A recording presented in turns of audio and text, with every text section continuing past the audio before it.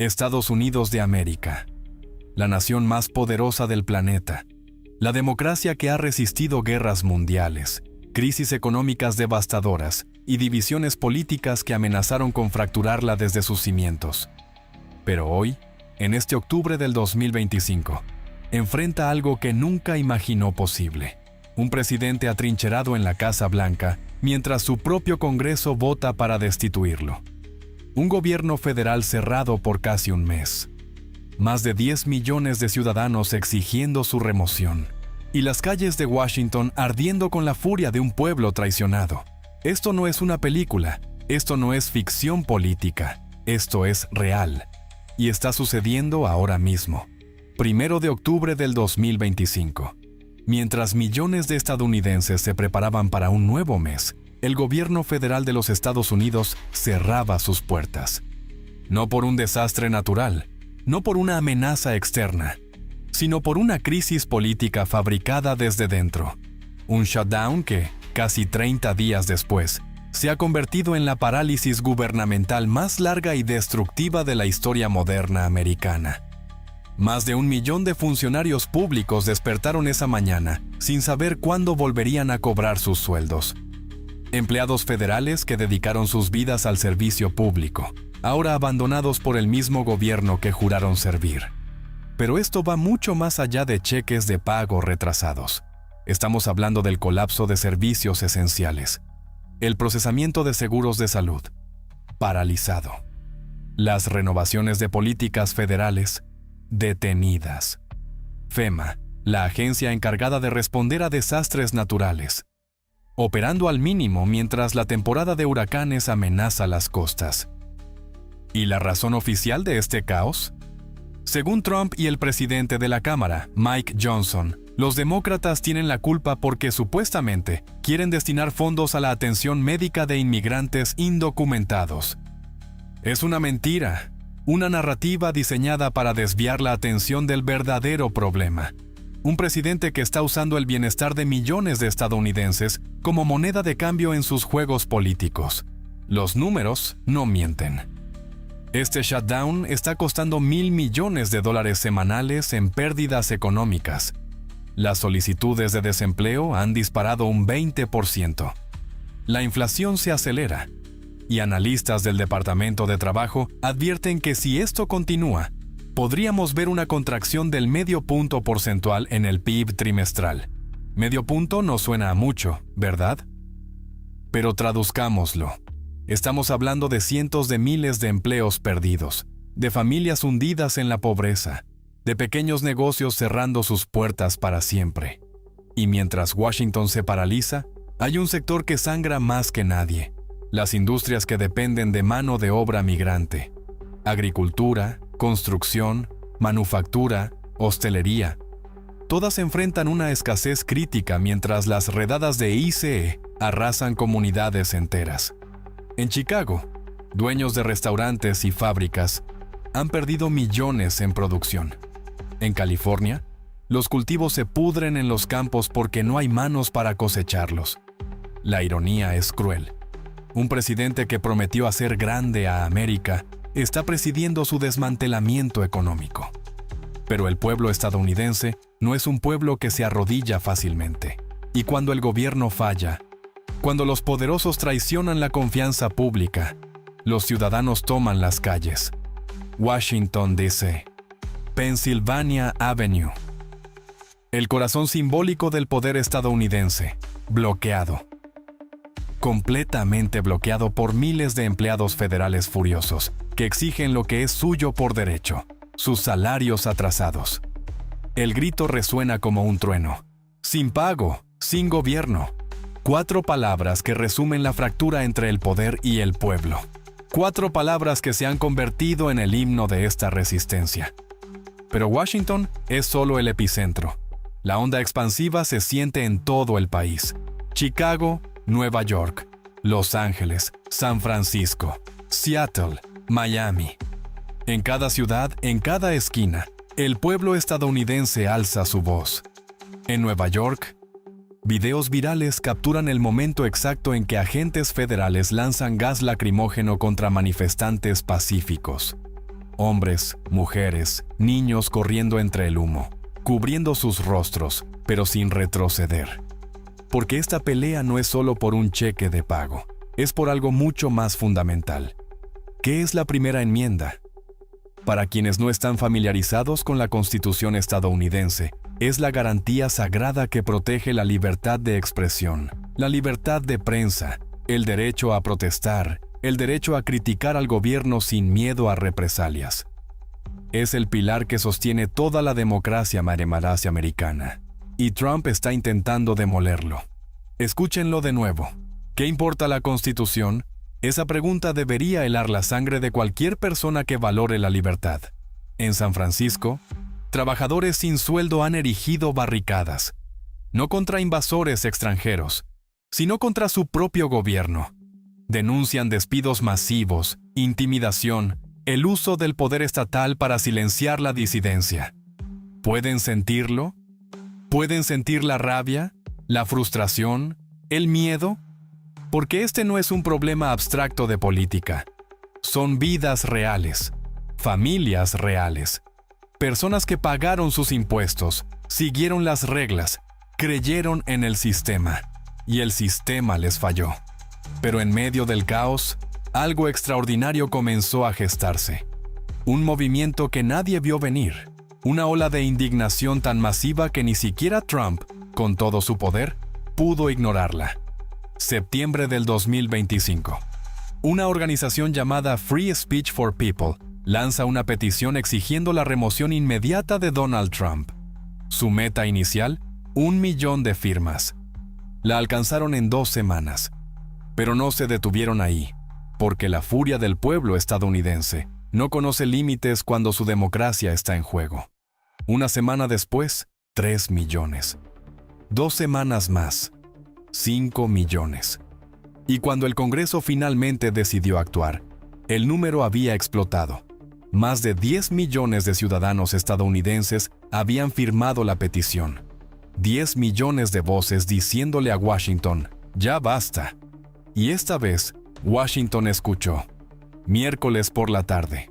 La Cámara de Representantes, controlada irónicamente por una mayoría republicana, vota para avanzar con artículos de impeachment contra Donald Trump. No 1, no 2. Más de 30 cargos graves. Violaciones a la primera enmienda, abuso de poder, corrupción, obstrucción a la justicia. La lista es tan larga que parece sacada de una novela de crimen político. Pero no es ficción. Es el resultado de meses de investigación, de testimonios bajo juramento, de pruebas documentadas. Guerra a la primera enmienda. Déjenme repetirlo porque esas palabras no deben pasar desapercibidas. Un presidente estadounidense acusado formalmente de declarar la guerra contra la libertad de expresión, contra el derecho más fundamental de cualquier democracia. Los padres fundadores advirtieron sobre este peligro. Jefferson, Madison, Washington. Todos escribieron sobre el riesgo de que un líder se convirtiera en tirano. Por eso diseñaron la Constitución con controles y equilibrios. Por eso incluyeron el mecanismo del impeachment. Y ahora, 250 años después, ese mecanismo se activa nuevamente. Porque Donald Trump no es el primer presidente acusado, es el tercero en enfrentar un impeachment. Pero hay una diferencia crucial esta vez. Esta vez, incluso republicanos están considerando abandonarlo. Durante años, el Partido Republicano se mantuvo monolítico detrás de Trump. Ignoraron sus escándalos, justificaron sus mentiras, defendieron lo indefendible, porque Trump representaba votos, representaba poder, representaba dinero. Pero hay un límite para todo, y Trump finalmente lo cruzó. Senador Mitt Romney de Utah, senadora Lisa Murkowski de Alaska. 2 republicanos que rompieron filas públicamente. 2 voces que se atrevieron a decir lo que muchos otros solo susurran en privado. Sabotaje, una palabra fuerte, una acusación devastadora, pero respaldada por los hechos. Porque mientras Trump juega sus juegos políticos, la economía estadounidense se desangra. Y los senadores republicanos de estados competitivos saben que sus carreras políticas penden de un hilo, La aprobación de Trump ha caído al 35%, el nivel más bajo de su presidencia. Incluso entre republicanos, su apoyo se erosiona.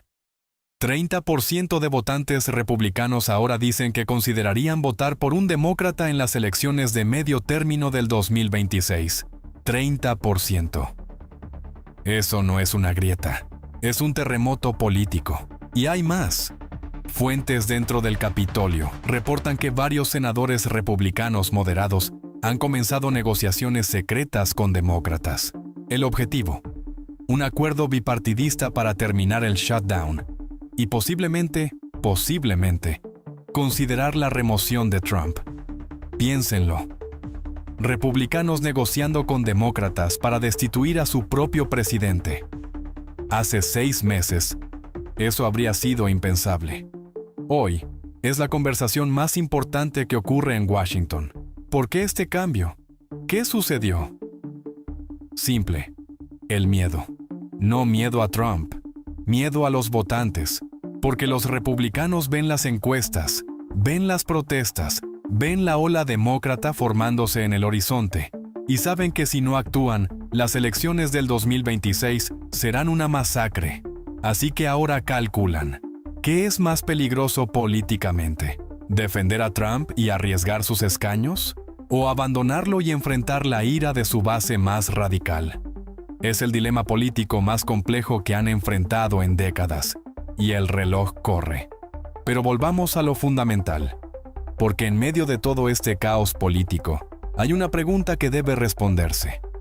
¿Realmente Trump cometió crímenes que justifican su destitución? La respuesta corta es sí, y la evidencia es aplastante. Un juez federal de Nueva York ha invocado explícitamente el artículo 2, sección 4 de la Constitución. Para quienes no conocen el texto, déjenme leerlo. El presidente, el vicepresidente y todos los funcionarios civiles de los Estados Unidos serán destituidos del cargo por impeachment y convicción de traición, soborno u otros crímenes graves. Traición, soborno, crímenes graves.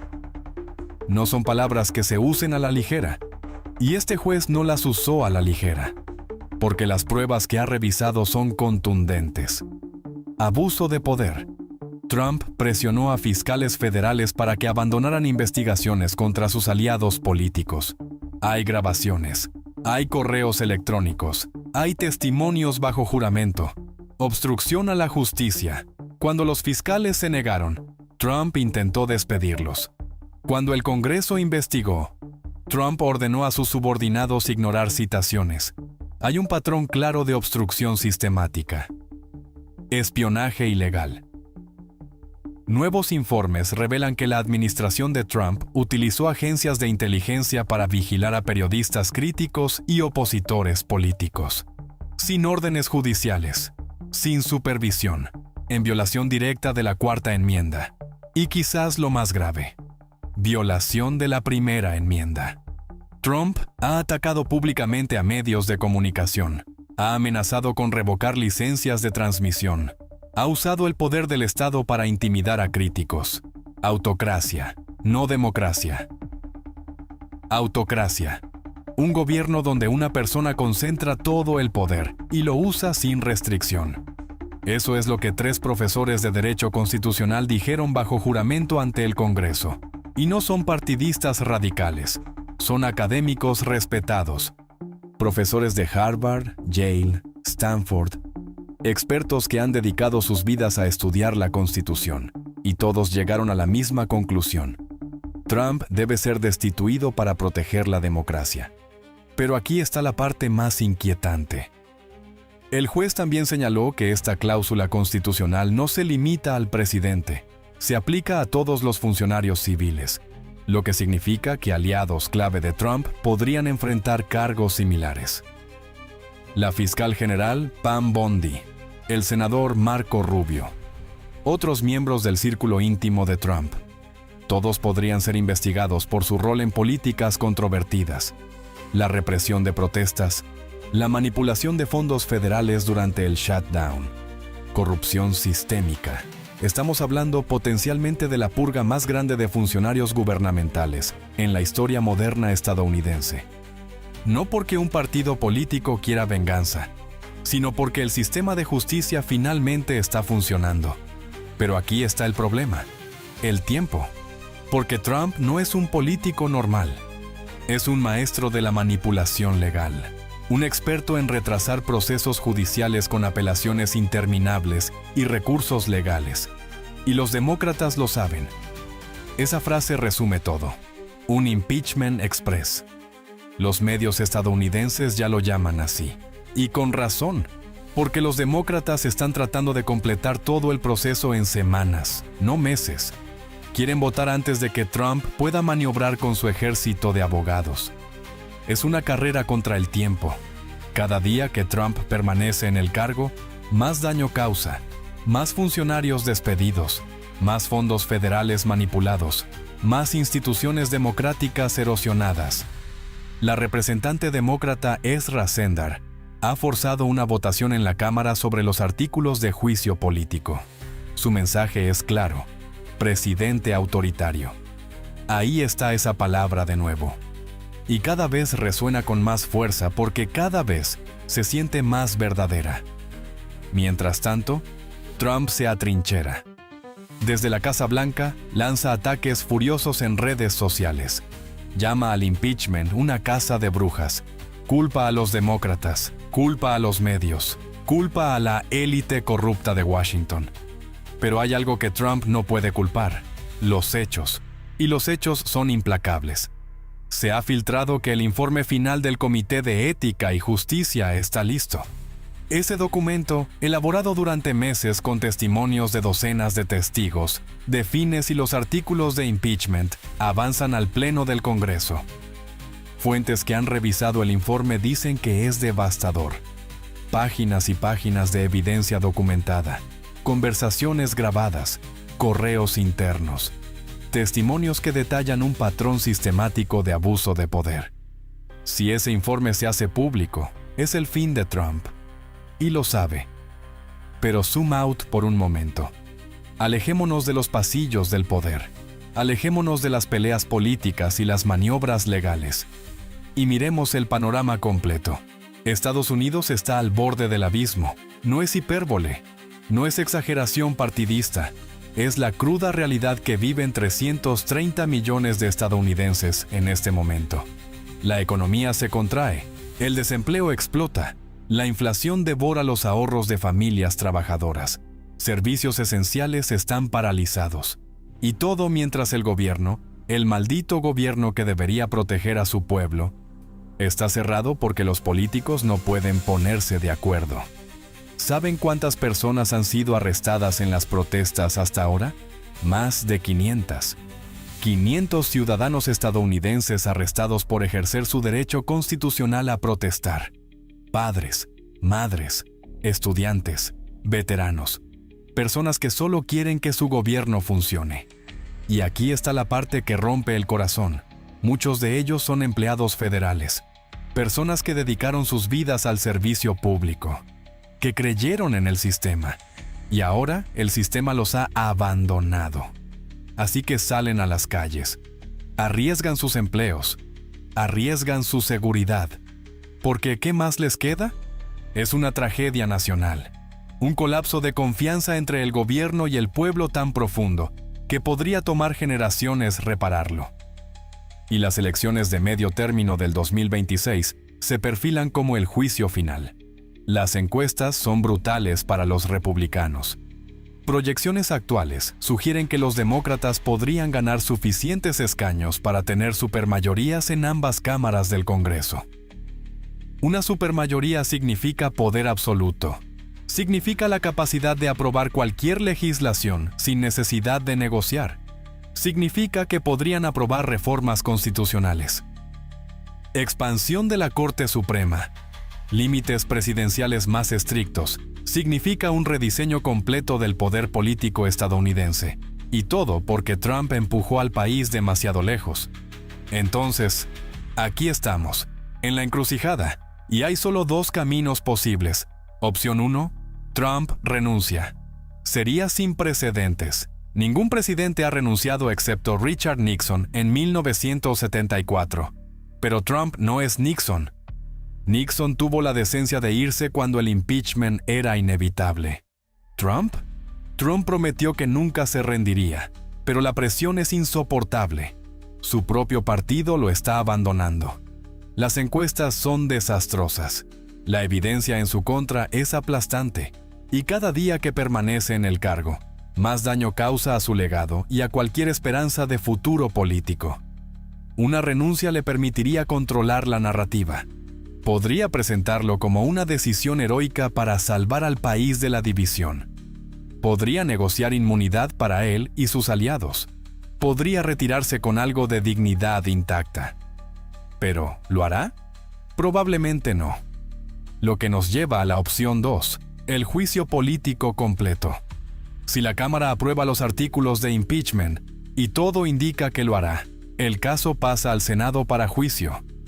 Allí, 100 senadores actúan como jurado. Se necesitan 67 votos para condenar y remover al presidente. Los demócratas tienen 51. Necesitan 16 republicanos.